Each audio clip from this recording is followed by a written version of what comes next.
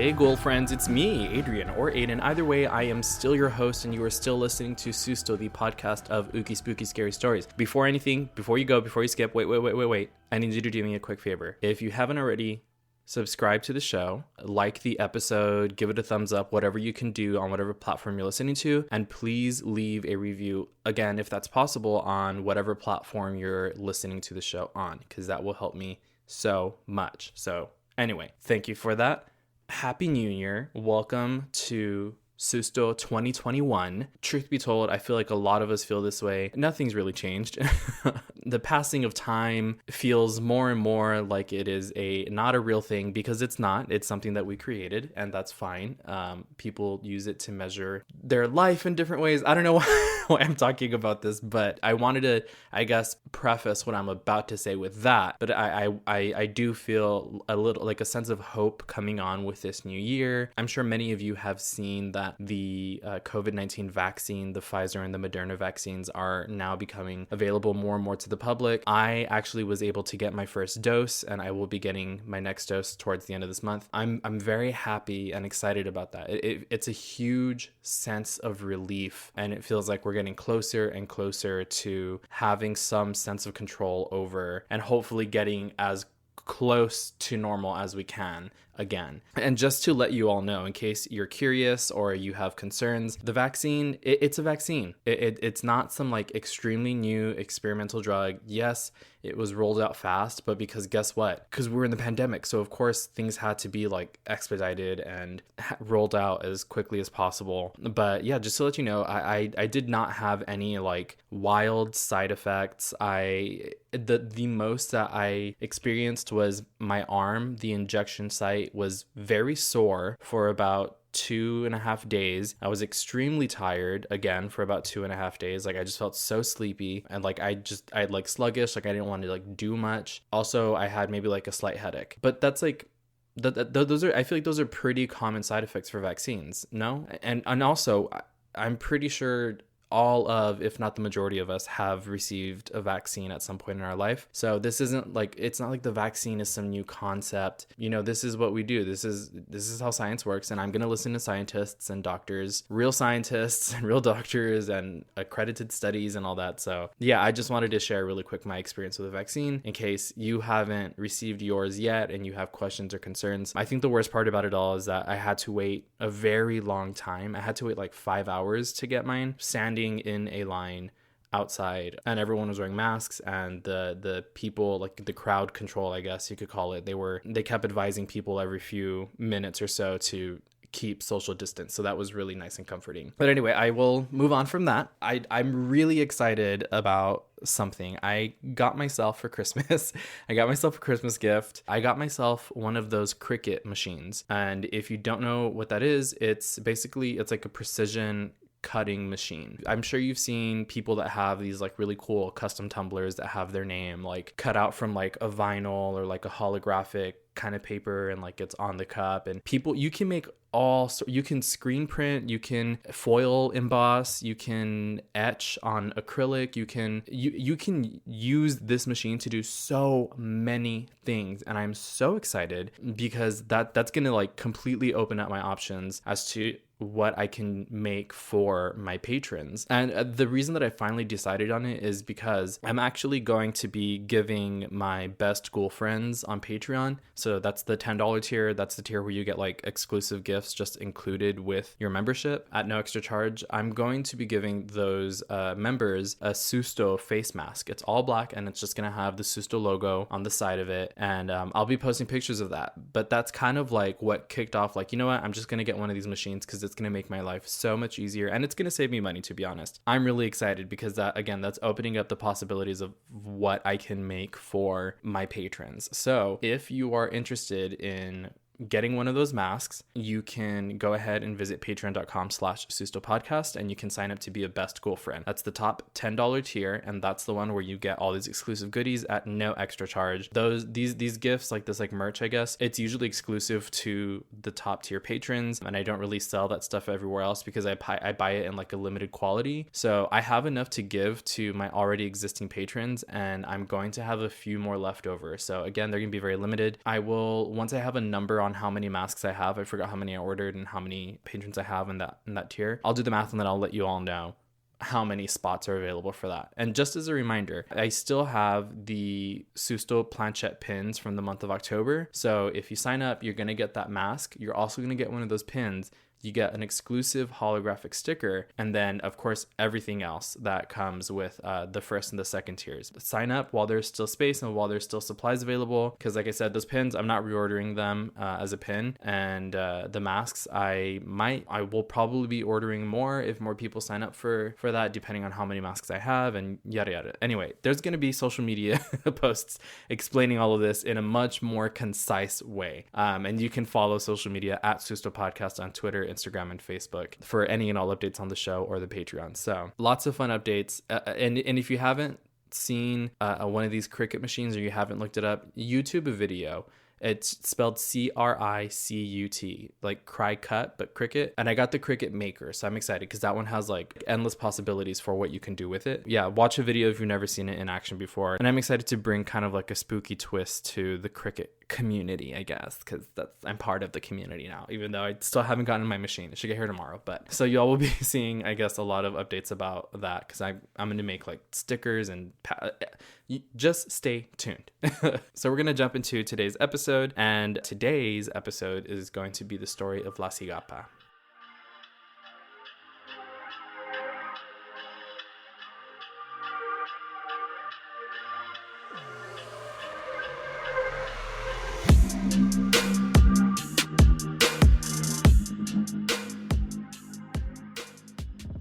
For over a century, stories have been passed down of a creature that lurks within the shadows of the wooded mountainous regions in the Dominican Republic. The Ciguapa are said to be the spirits of Taino women who died while hiding from Spanish settlers in the Cordillera Central. They haunt the mountain trails by night, seducing young men to their deaths by drowning. A feral woman with long dark hair and backwards feet that preys on lonely farmers while they harvest cacao, or the would-be adventurer in search of new routes. Young boys and girls are warned against venturing out into the woods alone with stories of this ravenous creature that feeds on the flesh and souls of men. These creatures are said to have nocturnal habits, and due to the position of their feet, no one can ever quite tell which direction the beings are moving. Some people believe that they bring death, and it is said that one should not look them in the eye, otherwise, the person is at risk of being bewitched permanently. The only vocalization made by Ciguapas is said to be a kind of whine or chirping. Those that survive have described a stillness in the area, as if birds, insects, and land animals have been frightened away, followed by soft whispers and howls that flowed with the gentle breeze and echoed through the canopies. The calling draws you in from all around until the creature finally reveals itself, a fair maiden standing no higher than a meter, but with a harmony in all its muscles and limbs, large, dark, and enchanting almond-shaped eyes, hair black as midnight but with a luster that glows with the moonlight, thick and long and draped on her body down to her ankles. Ciguapas are considered to be magical beings, beautiful in appearance to some, yet horrendous to others. All sources agree that they are wild creatures. They are compared in many cases to mermaids, beautiful yet cruel, and far from innocent, deceitful and ready to capture the wayward traveler. Legends have suggested that some are benevolent and wish not to kill trespassers, though not much evidence supports this claim. Even today, one can still find inhabitants who confirm having sighted a Ciguapa. Lore states that the only way to capture a Ciguapa is by tracking them at night during a full moon with a black and white polydactylic or cinqueño dog.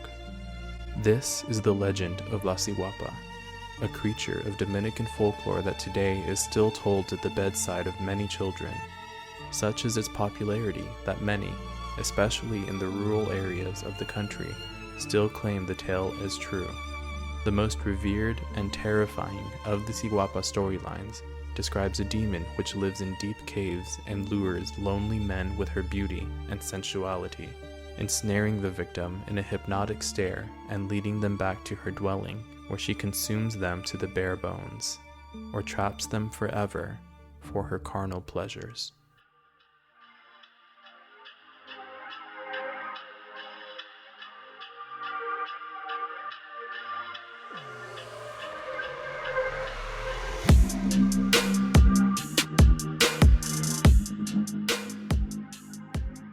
So I feel like I've noticed a trend with a lot of these stories, and I felt really validated when I was looking up this one. I was putting the story together. Let me see, where can I find it? I also really want to clarify too. So in the story, I mentioned how part of the lore is that the only way to capture her is not even like, I guess, like defeat or like get rid of or banish or kill her or whatever. But the only way to capture a Ciguapa is under a full moon with a black and white polydactylic dog.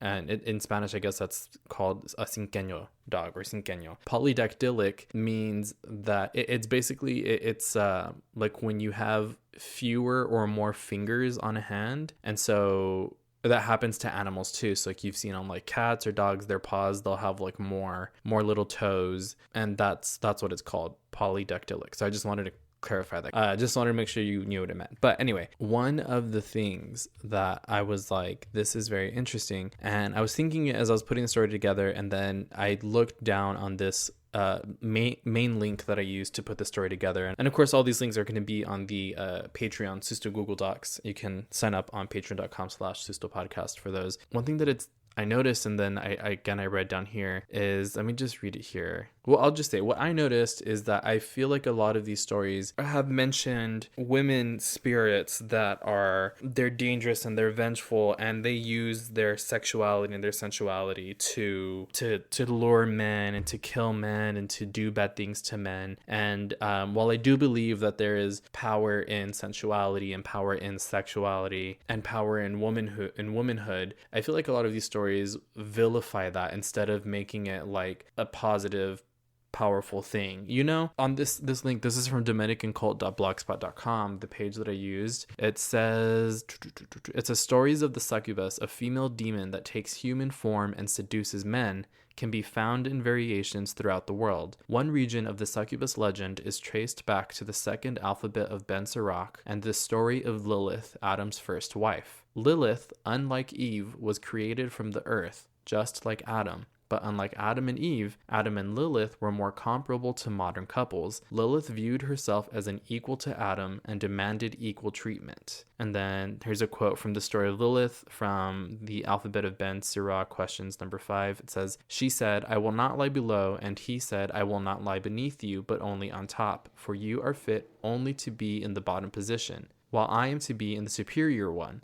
Lilith responded, we are equal to each other in as much as we were both created from the earth." It's very interesting, and I think it says a lot about how we function currently as a patriarchal society. And yeah, I think people should know the story, should look up the story of Lilith and like the implications that's had on women today and how women are treated and viewed. But anyways, this continues. It says, the story of Lilith ends with her becoming a demon that causes sickness to male infants for 8 days after their birth. The story eventually evolves into a vengeful spirit that hunts and kills lonely men, as with the Ciguapa, which evolved from a timid creature whose very nature creates a fatal link into a terrifying creature with a startling deformity that hunts and kills lonely men. I think it was mentioned in the story, one of the pieces that I put in is that some say that the spirits of La Ciguapa, they're actually the spirits of indigenous women that were hiding from Spanish colonizers and settlers, as they like to call them. So I can see what that's referencing. It says, like the Ciguapa and succubus, stories of vengeful female spirits and female creatures that kill lonely men have evolved into folk tales adapted in different variations based on the region. The Ciwanaba, a demon that can change forms at will, is a common story told through Central and South American countries. Like the Ciguapa, the Ciwanaba is also known for its long hair and beauty. The lonely men unlucky to encounter the Ciwanaba are lured into following a girl that giggles while only showing her back. When the Ciwanaba finally turns around, she reveals her face to be either a skull or the head of a horse, a clear resemblance to the modern story of Ciguapas.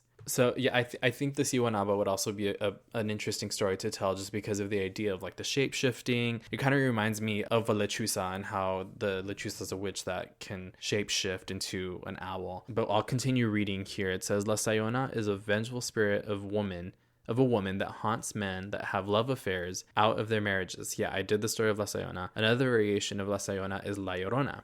This legend is also prevalent throughout North and South America, but used to scare children that misbehave. The story of La Llorona likely evolved from the Lamia, a child-eating demon of Greek mythology, which I mentioned in the La Llorona episode. It says, these recurring similarities, such as vengeance, striking features, sexual nature, and only appearing when someone is alone, are common themes found in folklore around the world. But like many of these folktales, there is some truth to the many most striking themes in La Ciguapa. Guridi's character has many similarities to pygmy peoples of Africa and other regions, which are primarily found living close to jungles and wooded areas, and whose average height is usually less than 150 centimeters or 4 feet 11 inches tall. In regards to the backwards facing feet, this can be a feature inspired by a very common condition named talipes equinovaris, also known as clubfoot. It's a condition in which a newborn's foot or feet appear to be rotated internally at the ankle. In severe cases, the foot may look as if it is upside down. If left untreated, the feet can eventually flatten out and appear to fully rotate as if the person has been born with backwards facing feet. Inspiration for backwards feet could also come from the condition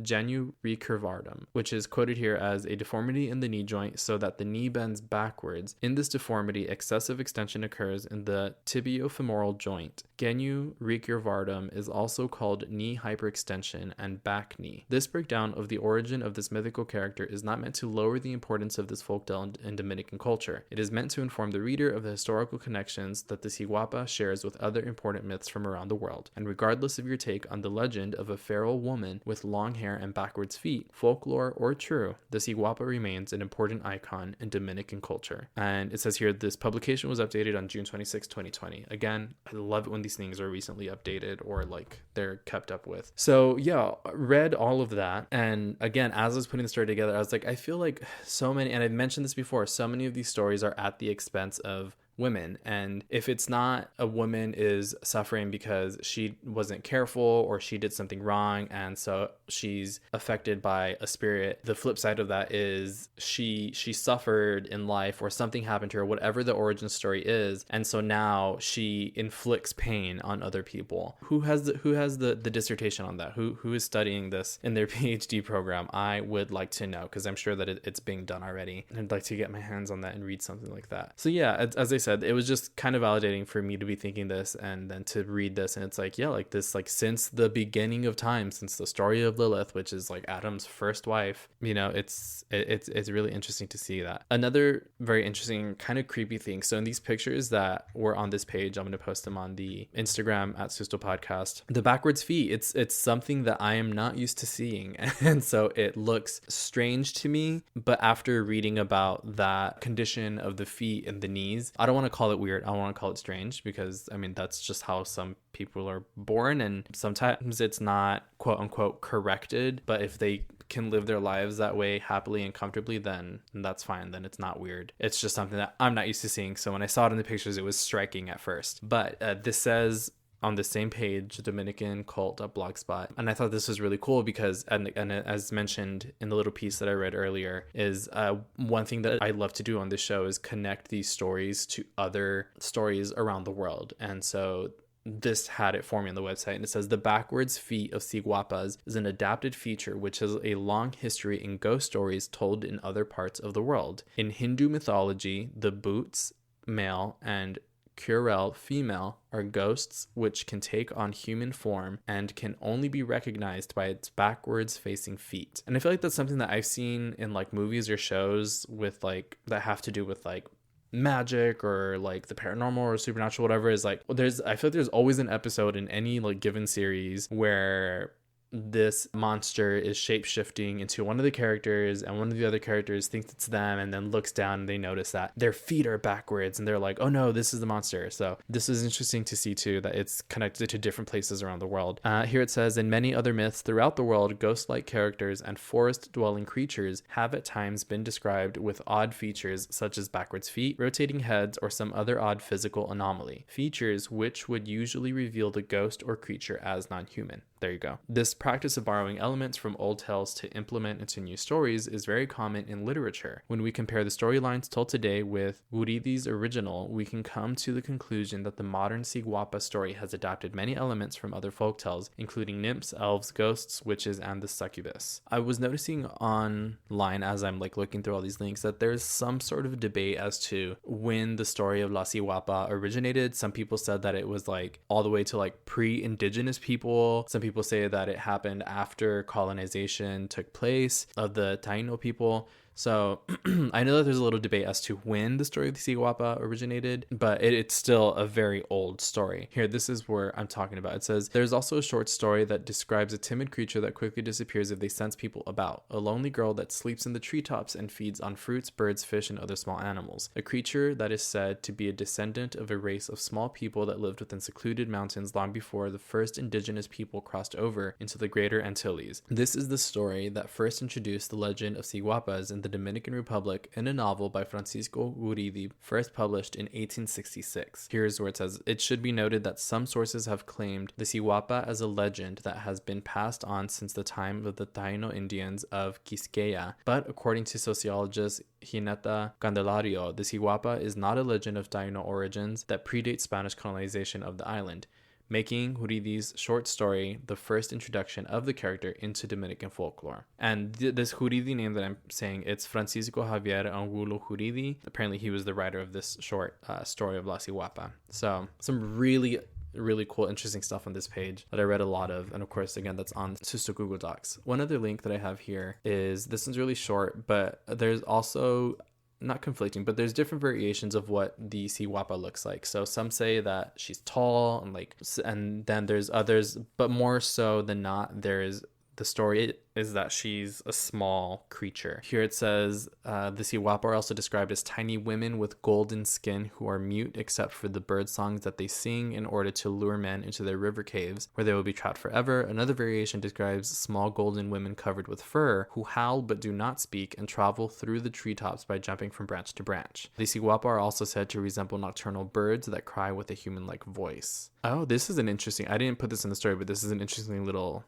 tidbit. It says, known to be insanely jealous, its howling in the night may be a harbinger of death for your mate if a Ciguapa has fallen in love with you. So she's jealous. That's interesting. I think that's all the links that I have. That Dominican cult page was really great, and I highly suggest visiting it. So yeah, as always, that's just kind of something to think about when we are telling these stories or reading them or sharing them, whatever. I think it's important, and I say this all the time, I think it's important to kind of dissect these stories and be like, what is this story trying to teach us? What is this story perpetuating? What is this story trying to battle? And sometimes a story is just a story. I'm not telling you that you always have to be hyper vigilant, but I think it's helpful, and I think it makes it more interesting, at least for me, and that's why I do this. But yeah, sometimes stories are just scary to be scary, and those are my favorite ones, because I also like not having to think about things and not wanting to take apart every little thing that I hear or read about. So I also do like just the spooky stuff that is spooky for the sake of being spooky. So